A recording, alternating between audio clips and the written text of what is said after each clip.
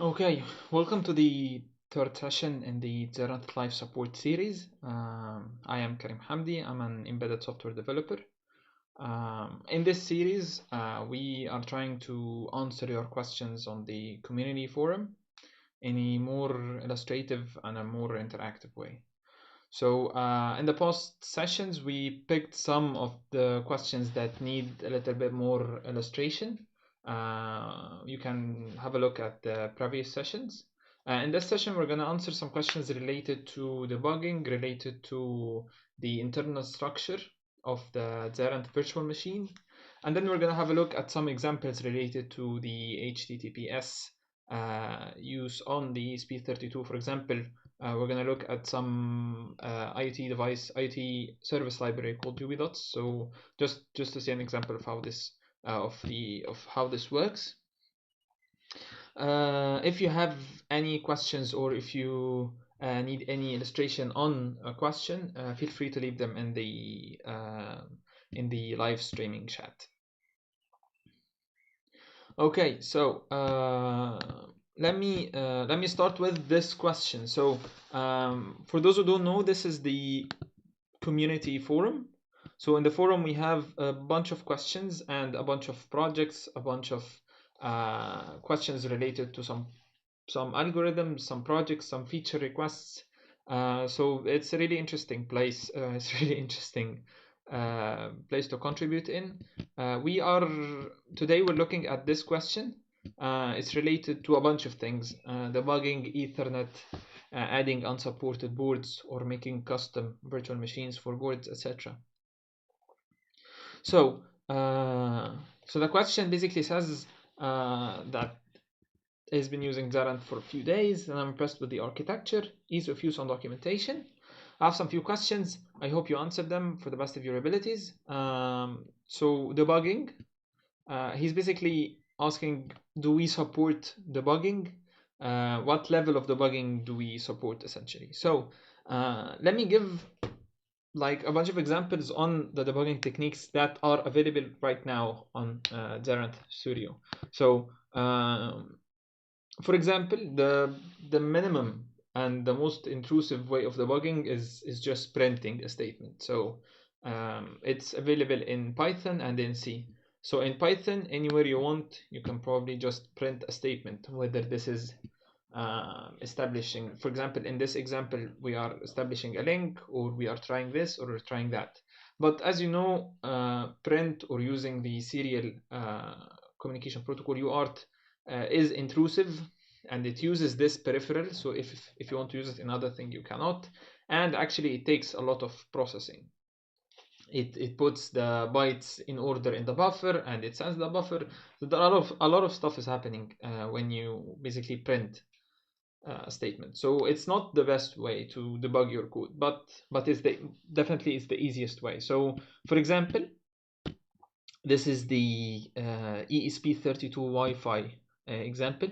If you head over to the examples tab and then go to the ESP32 Wi-Fi, clone the project, then you would have the project. This project basically connects to a Wi-Fi network.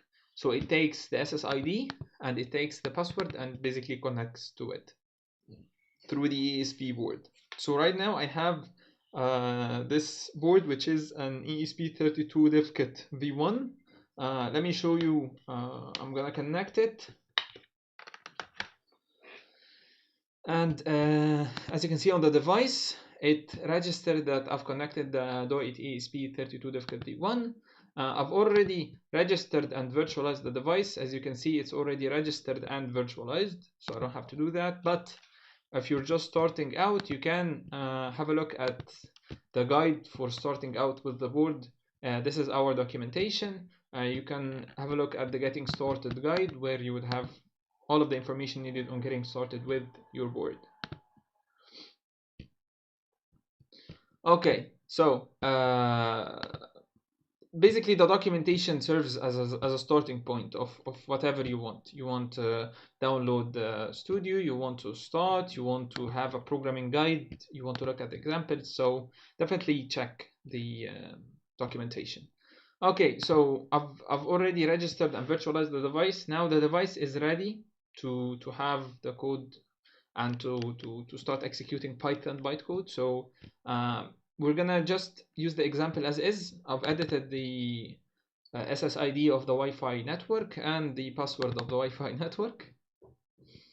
And let's compile. So this is verify, which is compile the code. So as you can see in the log, compilation okay, and then we can uplink.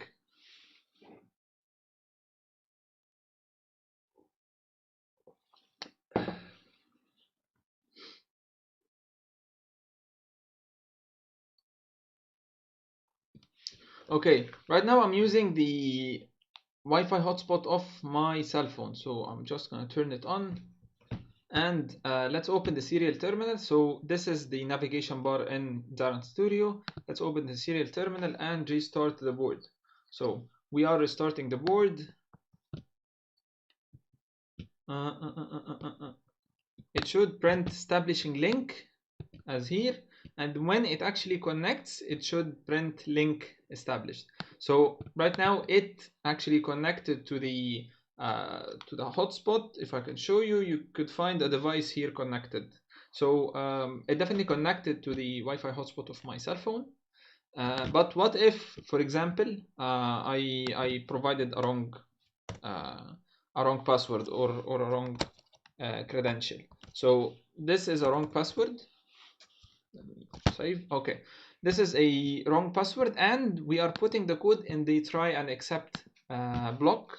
So basically, if there are any errors or exceptions, we are catching this exception and then we are printing it. So this is the second step in debugging your code. So instead of printing each step or each sub function that you want to test, you can just put them in a try and accept and then catch this exception and then print it. So right now we've provided the wrong password. It should catch an exception and it should catch an error and then tell us where the error is.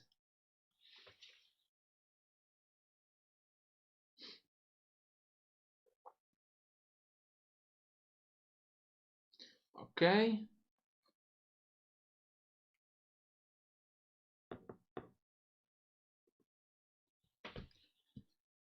Okay. It's establishing link and it couldn't connect to the network. So because we are providing the wrong password. So basically we are printing, oops, something wrong with linking, which is connecting to the Wi-Fi network. And then we are throwing the error. So if I click on the error on the console, I am basically thrown to this line, which is 29, which is basically the SSID and the password. So the console basically points us to the line at which the error occurred. So yeah, if I just put the correct password again and uplinked,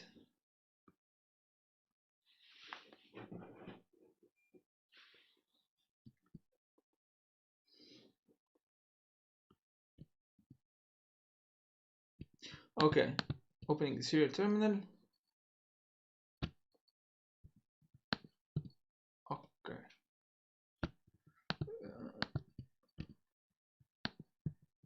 Okay, let me connect the board again.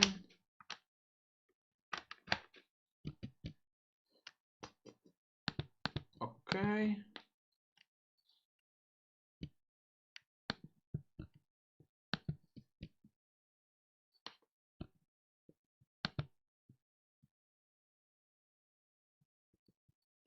Probably something is, yeah, something is wrong with the cable. I'm pretty sure it's something wrong with the cable.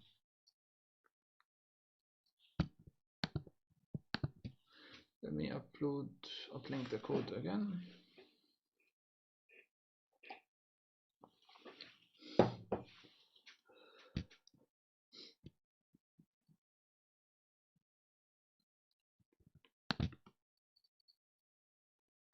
Okay, we are restarting the code. We're making a soft reset basically, and then it should connect, establishing link, and then it should set link established, which is basically connecting to the Wi-Fi network. So the exception, so catching an exception is very, very useful because the console basically points to the line at which the error occurred. So you can have a look at the line and then figure out what's wrong with your code. So this is the debugging techniques in printing in Python and catching an exception. But in Zerynth we have a debugger in C. So we can actually debug the code, debug your C code using the GDB debugger. So for example, let me search for a GDB. Yeah, exactly. So we have a front end for we have a front end browser based GDB for debugging your C code. So let me show you an example. Let me open an example of C language interface. So this, okay, so this is an example. You can just clone it from the examples tab. Just head over to the calling C language interface and then clone the example. It basically makes two random integers and then calls a C function that will take those two numbers, divide the number, and then return the result of this division. And then we're going to just print the result, which is A divided by B equals to C, and C is the returned value from calling the C function. So the C function is implemented in C, as you can see. Right now, let me open the documentation related to the debugging. It's actually in the forum, yes. Okay.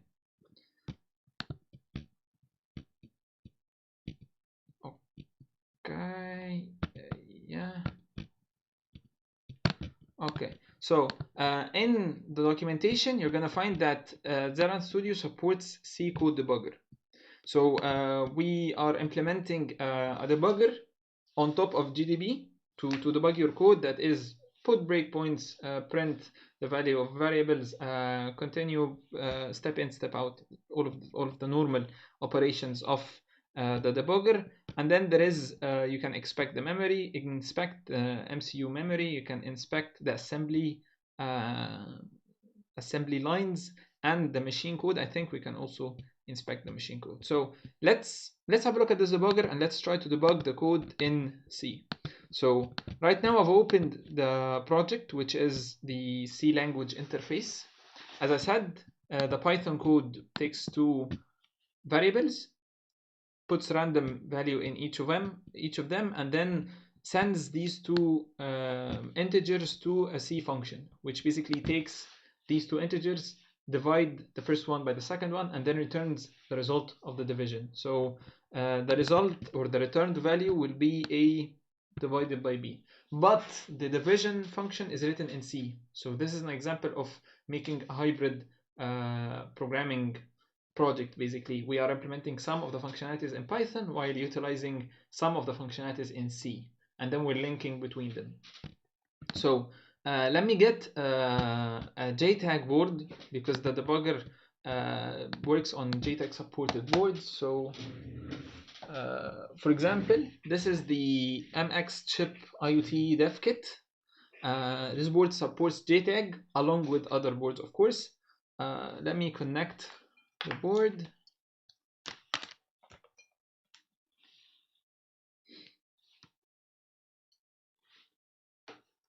Oh shit, okay. Okay.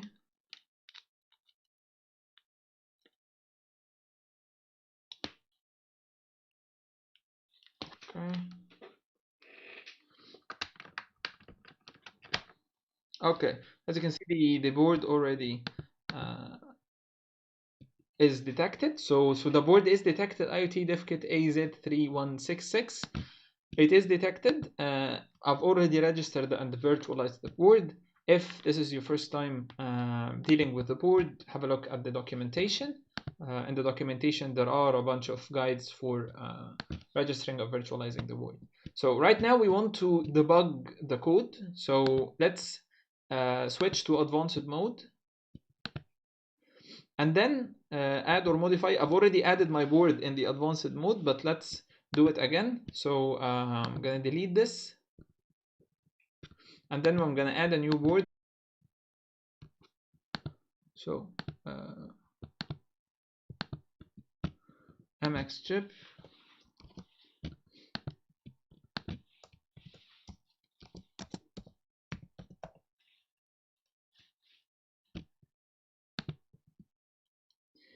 add the board,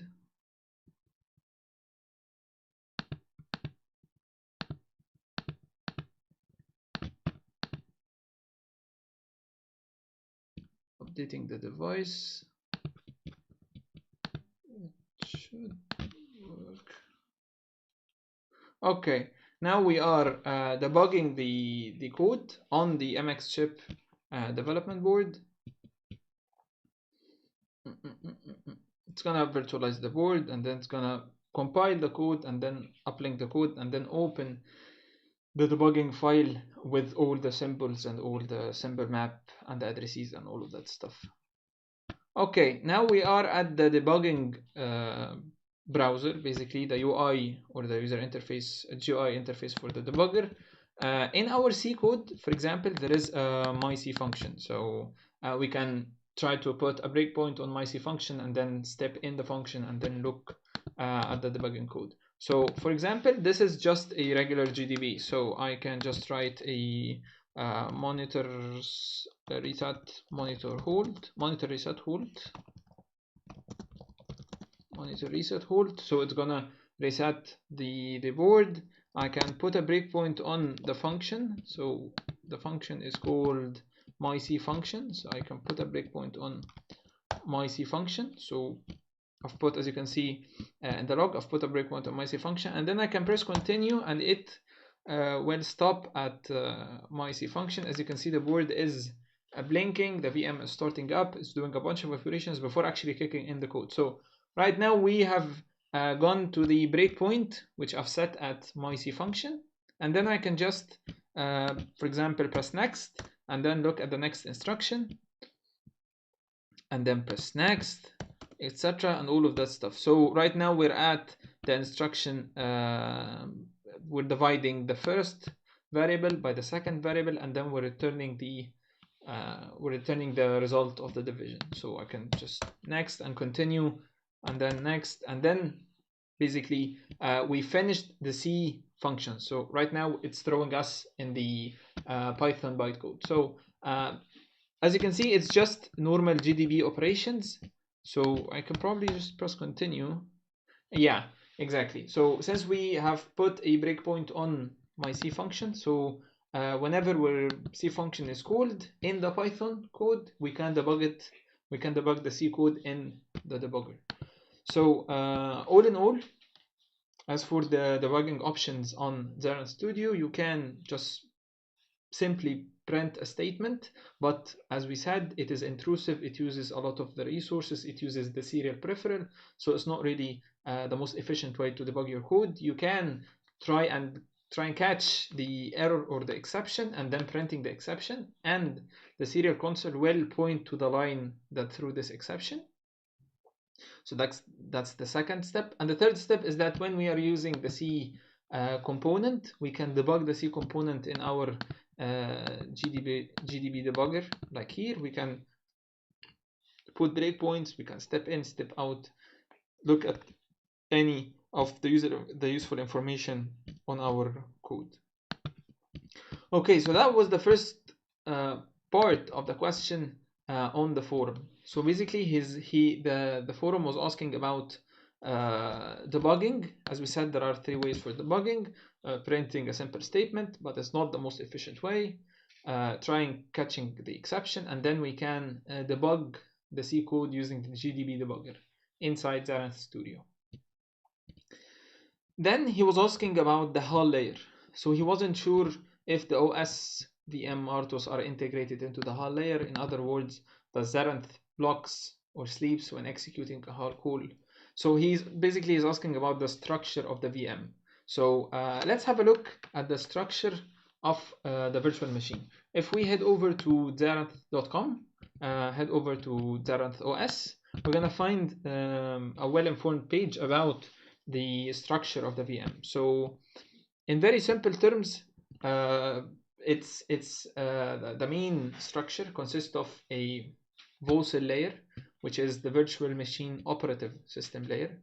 Basically, it is responsible for anything related to the OS, that is making threads, scheduling the threads, scheduling between the threads, handling semaphores, handling suspending and resuming the threads, handling events, all of the things related to the operating system.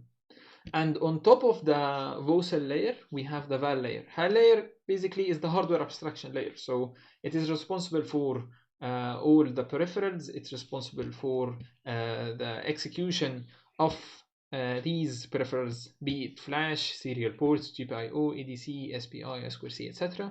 And on top of these, since we're dealing with Python, we need some Python-related components, such as a Python interpreter.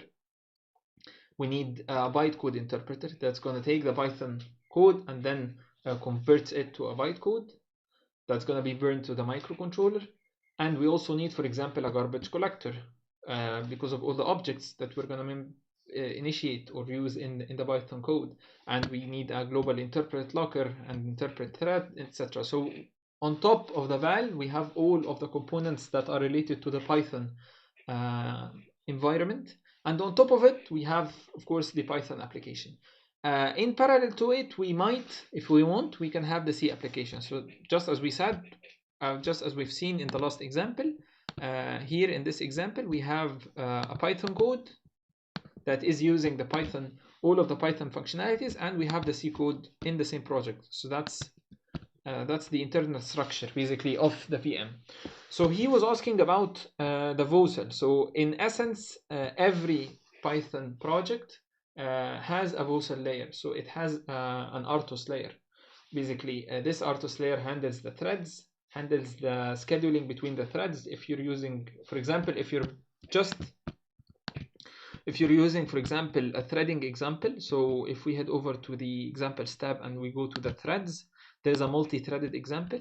In this example, basically, you're initiating 4 threads. So very simply, the free RTOS will handle the timing between the threads, preemptively cutting each one, and then all of the internal scheduling policies are already implemented for the developers. So the developers do not need to handle any of those really low-level details. They can just initiate a thread, assign a function to the thread, and then the OS will just schedule between them normally. Okay, heading back to the questions.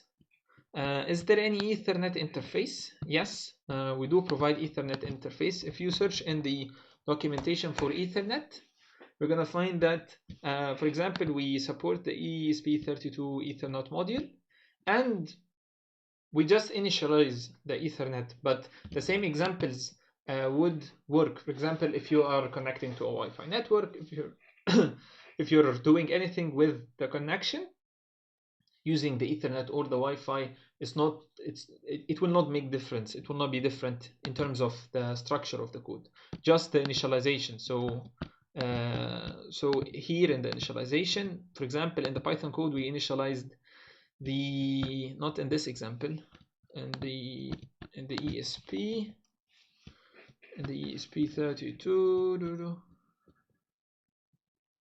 Okay, for example, here we are initializing the ESP32 Wi-Fi driver. Instead, we can just initialize the Ethernet driver and everything works as is. How to add an unsupported board. So right now, there are a lot of supported boards.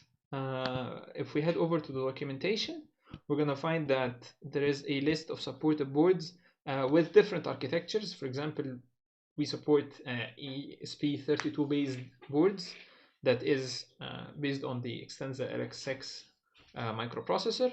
We support ESP8266 based boards. We support ARM architecture, M0, M1, M4, etc. And we support other architectures too. So have a look at the list of the supported boards. But what if you want a board that is not supported? Right now, you can make a custom virtual machine for your unsupported board if it is based on ESP32. So if we, for example, search for custom Zerynth custom VM,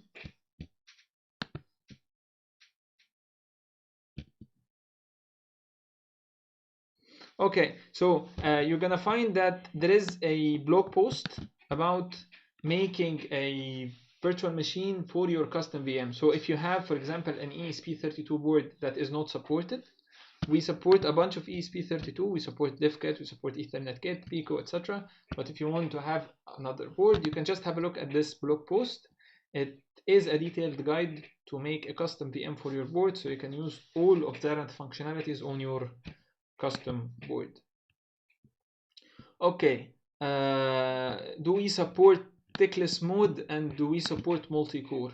Right now, unfortunately, these are not supported. So tickless mode is another mode for the kernel timing of the RTOS. The free RTOS basically gives you the option whether you want to enable it or not.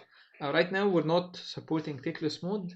Multi-core is the same thing. It's for example, on the ESP32, there are 2 cores, so you can have multi-core programming, assigning a task to a core and then assigning a task to another core. Right now, we do not support this, but it is planned to be supported in the future. Do we support HTTPS? Yes, we do support HTTPS. If you head over to SSL in the documentation, you're gonna find all of the information related to SSL certificates, and then there is an example of connecting to a network using an SSL certificate. All of the information needed, you're gonna find it on the documentation on page secure sockets layer. Is there something related to Make for building and flashing projects outside Zerynth Studio? Yes, we do support that. It is in Zerynth toolchain. So if we head over to the documentation in Zerynth toolchain, you're going to find that it's a complete tool. For example, if we head over to the terminal and then type ZTC, you're going to find that basically all of the functionalities that you can do on Zerynth Studio is also available on ZTC. For example, you can log into your account, compile the code, register the account, register the device, virtualize the device, compile the code and uplink the code. You can find everything related to it. If you need help in the commands, just --help. You're gonna find all of the help needed for the commands. And of course, all of this is detailed on the documentation. So if we head over to the documentation of Zerynth toolchain, then you can basically make a make file that operates these commands, and then make a simple plugin for Sublime, make a simple plugin for Microsoft Visual Studio Code, PyCharm, etc. So you can use this tool to just operate very quickly and very efficiently in other IDEs. If you want to, you can just make a simple make file that will register the device, virtualize the device, and then the code will be uplinked automatically using the commands on Zerynth toolchain. Okay, and then are there any plans to add shortcuts to Zerynth Studio? Yes, we plan for a lot of features for Zerynth Studio in the future. Hopefully these things will be ready soon. Okay, so in this session we covered debugging. We've seen an example where we debugged, or we simply printed statements. We've talked about why printing statements is not really efficient. We tried to throw an exception or throw an error and then catch the exception. We saw that the console basically points to the line where the error happens, and then we can look at that line or look at the whole structure or the whole code and then see what's wrong.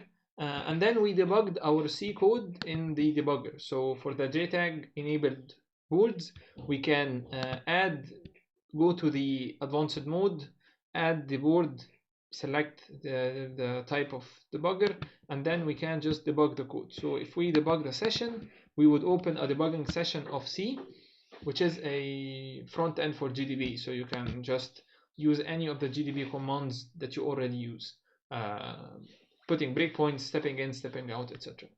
Okay, right now we finished this, and then we talked about adding unsupported boards. So we've seen that there is a guide for adding unsupported boards or making custom virtual machines for the ESP32 based boards. Then we looked at the Zerynth OS, or the virtual machine internal structure. We said that any virtual machine for any board will be comprised of an OS layer, which is the VOSL layer, which is responsible for anything related to the OS, that is initializing threads, handling threads, resuming, suspending threads, using semaphores, using events, mailboxes, all of that stuff. And then on top of the VOSL layer, we have the VAL layer. The VAL layer is responsible for the peripheral or the hardware abstraction, basically. As we can see here, it's responsible for the flash peripherals, I2C, PWM, timers, SPI, etc. And on top of this, we have some components related to the Python. Since we are dealing with Python code, then we need a Python bytecode interpreter, we need a garbage collector, we need a GIL, a global interpret lock, we need a bunch of components related to the Python. On top of it, the Python application that is going to be executed. In parallel to it, if we want, we can have a hybrid programming environment, so we can add a C component in our project, as we've seen here. So in this example, we are initializing some variables, passing them as arguments to a C function. This C function makes some sort of calculation and then returns the result back to the Python script, and then the Python script takes the result, prints the result. Okay, I hope that this session was beneficial. If you have any questions, or if you want any specific questions to be answered, or any help in what I've discussed, please let us know in the comments on this video, on the live streaming, or on the video when it is uploaded again. And thanks for watching.